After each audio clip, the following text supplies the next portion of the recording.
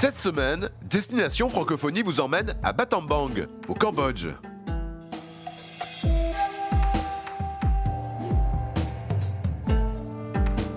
Il y a enfin une raison, et non des moindres, de venir à Battambang. C'est que vous allez trouver ici, partout, des traces de la présence française, comme ce bâtiment, celui de la Banque nationale, une architecture très marquée par un siècle de protectorat français.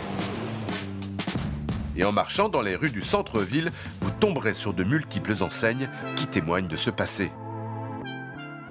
Et voilà, c'est la vie en français à Battambang.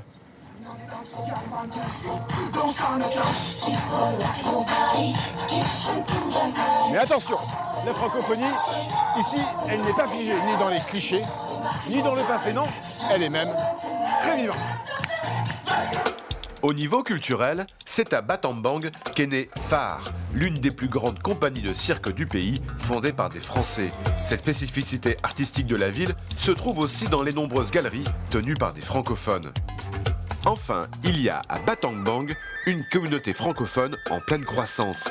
Ils tiennent des boutiques d'artisanat pour valoriser le patrimoine cambodgien, des restaurants avec une touche française ou des hôtels comme le Cabaret Vert en hommage à Arthur Rimbaud.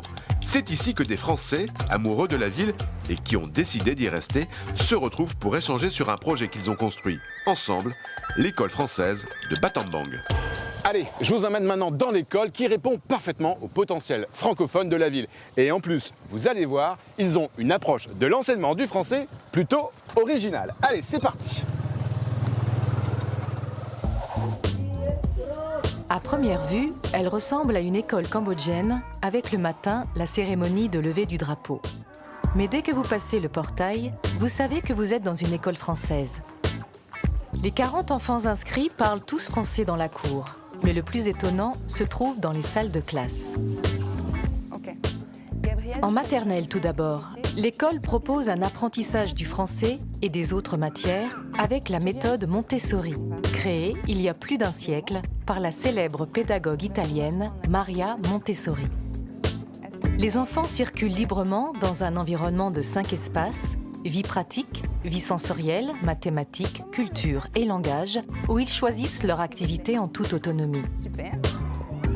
Audrey, une spécialiste québécoise de cette méthode, forme les professeurs françaises et cambodgiennes à guider les élèves, à 85% cambodgiens, pour les aider à faire leurs activités tout seuls. Ils sont immergés toute la journée dans la langue française et utilisent en toute liberté le matériel pédagogique conçu spécialement pour cette méthode d'apprentissage. Dans la classe d'à côté, Marie-Josée, une professeure des écoles, enseigne à des élèves du CE2 à la 6e. Pour cela, elle s'appuie sur les cours du CNED, le Centre national d'éducation à distance, qui suivent le programme scolaire français avec des guides dans toutes les matières. Après avoir donné le programme de la journée autour d'une séquence collective, elle passe de table en table selon le niveau des élèves pour les aider dans leurs activités qui sont ensuite envoyées et évaluées en France par les équipes du CNED.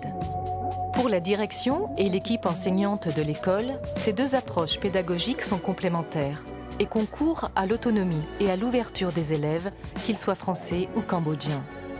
Le succès est là, puisqu'à la prochaine rentrée scolaire, l'école française déménage dans le centre-ville de Battambang, dans des locaux tout neufs, afin de pouvoir accueillir encore plus d'enfants.